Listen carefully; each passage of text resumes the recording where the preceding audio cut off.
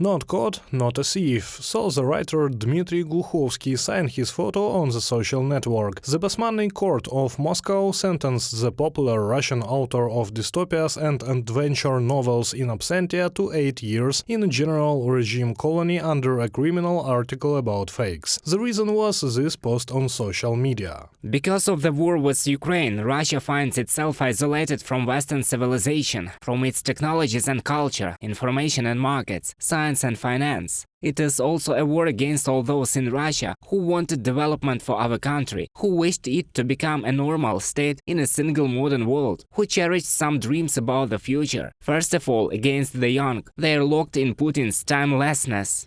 Dmitry Gluchovsky, Russian writer, on Telegram. The Leninsky District Court of Yekaterinburg fined the local society memorial 300,000 rubles for anti-war treatment. The reason for the administrative case was the publication "Do not go to the army" posted on the agency's website. This is the second fine imposed on the Yekaterinburg memorial in the case of the so-called discredit of the Russian army. In terms of popularity, only fakes about the Russian army compete with this article. At the moment, the longest term imposed in cases of fake is 9 years in prison. Blogger Veronika Belocerkovskaya, who became one of the first defendants under this article, was sentenced to this term in absentia. Recently, the Sovietsky District Court of the Kaliningrad region did not release a 64-year-old cancer patient convicted in the case of fakes to his mother's funeral. Igor Baryshnikov was sentenced to 7.5 years in a penal colony in June because of his social media posts about Russia's war against Ukraine. When Igor was being tried, I said during the process that the court would kill 2 people at once with its verdict.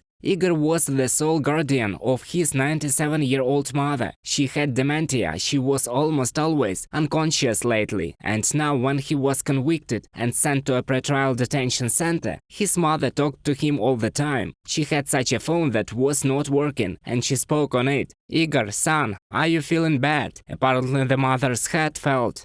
Maria Bunster, Russian lawyer from the material of several realities. Under the article, treason cases in the Federation are initiated daily. A year ago, a warden appeared in the law, going over to the side of the enemy. People are arrested at the exit from Russia, at airports. A person crosses the border, flies somewhere, they take away his phone, force him to unblock it, persuade. Force is not used, they say. Open the phone, otherwise you will miss the flight. A person opens the phone, and there they find some subscriptions to all sorts of anti-war Telegram channels, and this is used as evidence that the person wanted to leave. Any person can be sentenced, and there is always a reason.